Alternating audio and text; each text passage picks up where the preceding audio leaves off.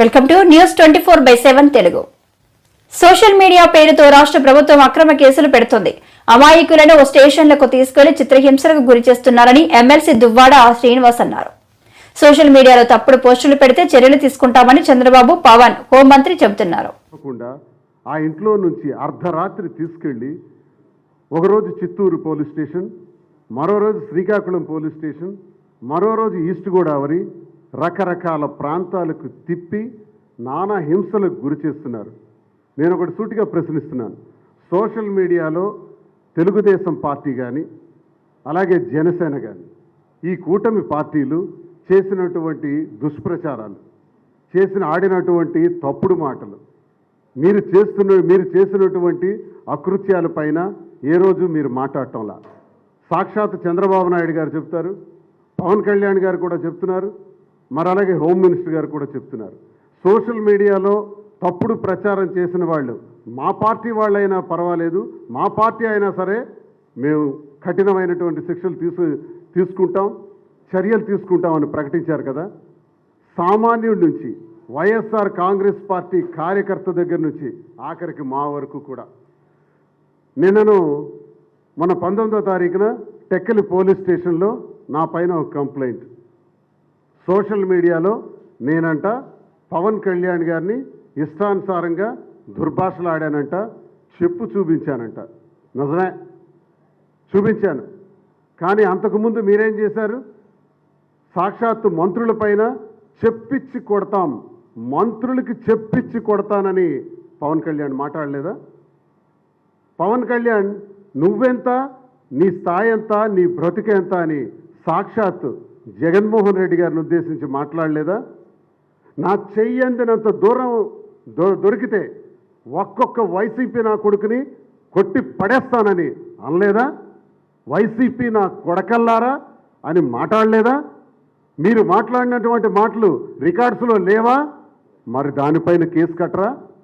అందుకు సంబంధించి నేను ప్రతిస్పందించి రియాక్ట్ అయి నేను 18వ తారీఖు 10వ నెల 2022వ సంవత్సరంన పవన్ కళ్యాణ్ తాలూకా మాటలకి నేను సమాధానం చెప్పాను. మరి ఇదే సంవత్సరం 19వ తారీఖు 2024వ సంవత్సరం నా పైన ఎఫ్ఐఆర్. ఈ డేట్స్ చూడండి. Occurrence of the offence 18/10/22. మరి డేట్ ఆఫ్ కేసు కట్టినటువంటి రోజు 19/11/24 ఎఫ్ఐఆర్. ఇది నేను చేసింది నేరమా? నువ్వు మాట్లాడితే నేరం కాదా? మీరు ఇష్టానుసారం జగన్మోహన్ రెడ్డి గారిని ట్రోల్ చేసి మాట్లాడితే నేరం కాదా? వైఎస్ఆర్ కాంగ్రెస్ పార్టీ మహిళా మహిళలపైన ఇష్టానుసారంగా మాట్లాడితే నేరం కాదా? వాటిపైన కేసులు కట్టరా?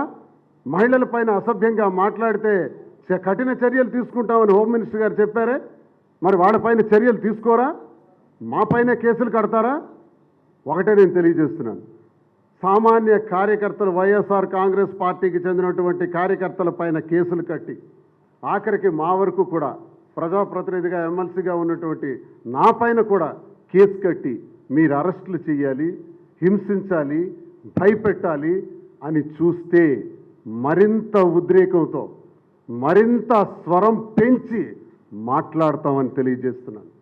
ఇంకా మాట్లాడతాం, ఇంకా గట్టిగా మేము కౌంటర్ చేస్తాం. మేము ప్రజా గొంతై మాట్లాడతాం.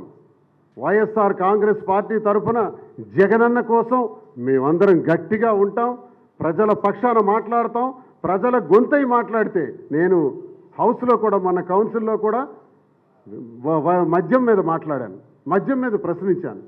మద్యం మీద కొత్త విధానాన్ని తీసుకొచ్చామని చెప్పి రౌడీయిజం, గూండాయిజంతో మద్యం షాపులన్నీ మీ వాళ్ళు చేజెక్కించుకున్నారే, ఇది కొత్త విధానమా అని నేను ప్రశ్నిస్తే ఆ రోజు సాయంత్రమే కేసు. అంటే ప్రజల పక్షాన మాట్లాడితే కేసులు, హౌస్లో కౌన్సిల్ సభ్యుడిగా మాట్లాడితే మా మీద కేసులు. అంటే ప్రజా గొంతై మాట్లాడితే మా గొంతు నొక్కేద్దామని చూస్తున్నారా?